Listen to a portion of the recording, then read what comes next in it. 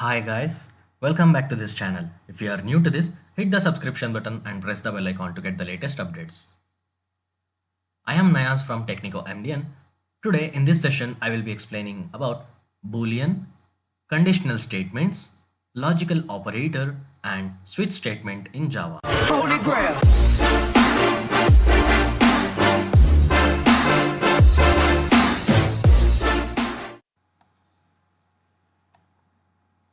First one, Boolean.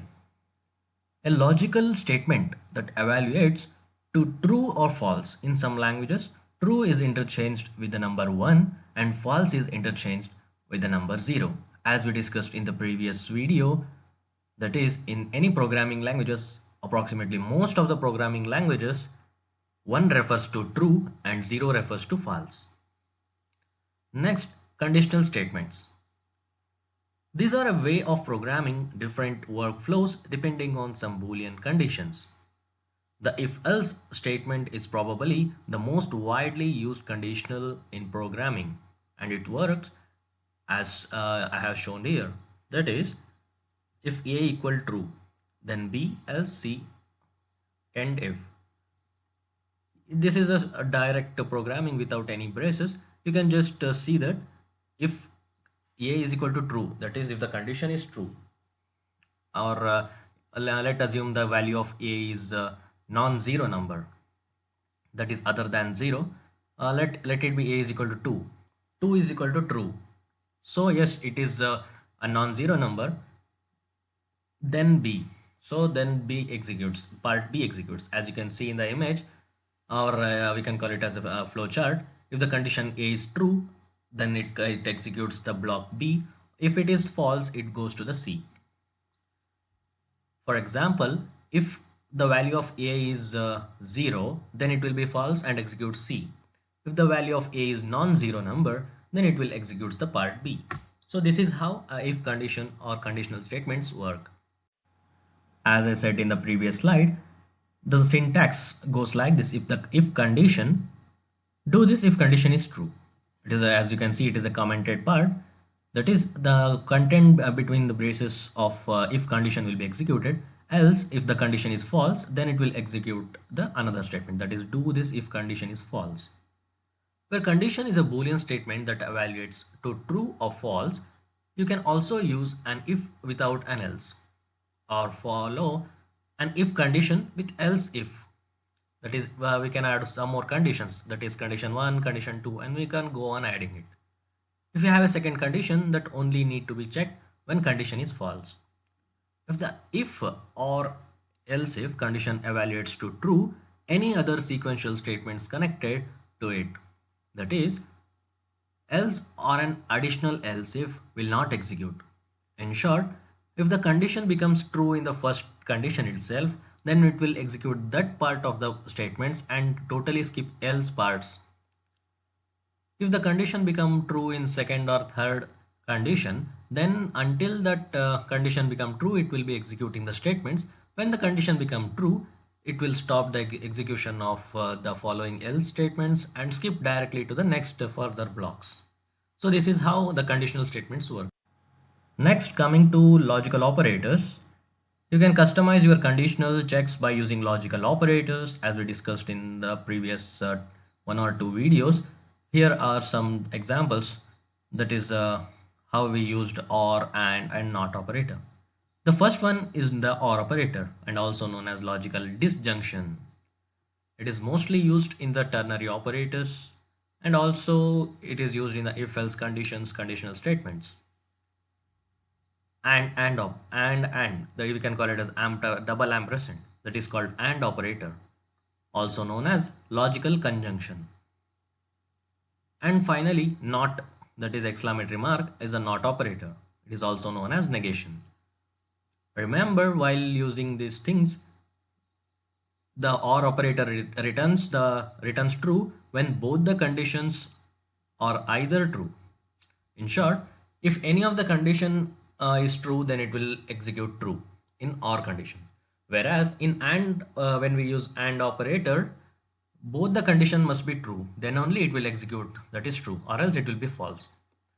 The negate negation is just the inverse of the true statement. If the condition is true, if we use the exclamatory mark, it will check the not, that is negation. So this is how logical operators will be used. Here is a small example to know how the logical operators work. If A and B, if A is true and B is true, then it will execute C. And next, if A or B, if A is true or B is true, there is no issue that both must be true. Any of the condition, any of A or B may be true, then it will execute C. Next one is if A is false, then it will return true. That is, if for not A, then it will execute the part B.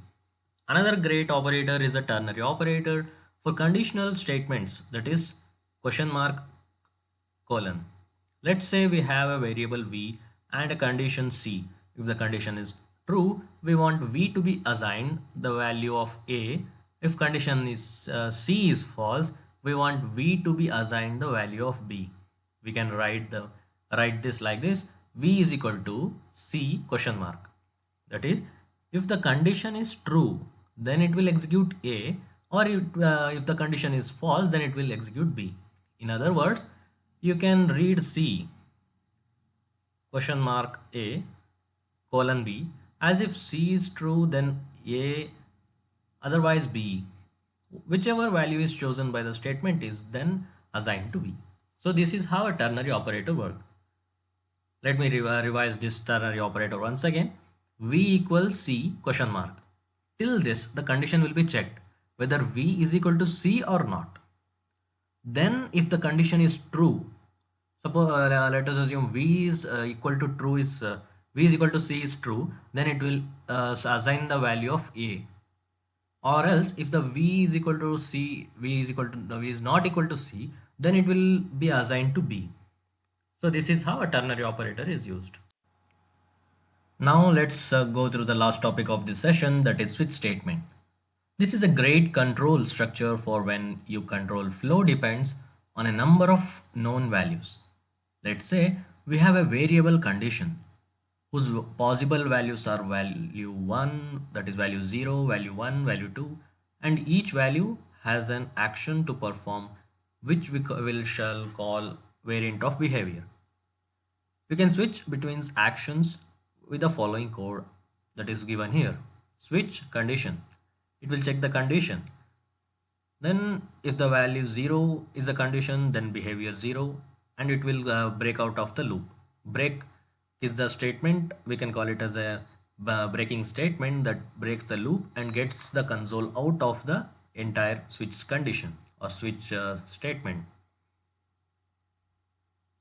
If the condition is value 1, then behavior 1 is executed and breaks, or else if the case is value 2, then behavior 2 is executed and it breaks. At last, we have to make a good practice by including default condition also. That is, if any of the condition is not valid, or if the condition is not given properly, then it will execute the default, that is behavior, and get break. Unless you include break and semicolon at the end of the break statement, at the end of each case statement, the statement will execute sequentially. Also, while it's a good practice to include a default case, as I said before, even if it's just to print an error message, it's not strictly necessary, but it's a good practice to include the default statement. Thank you guys for watching this video. Hope you have understood the concept of Boolean, conditional statements, logical operators, and switch statement. Meet you all in the next video. Bye.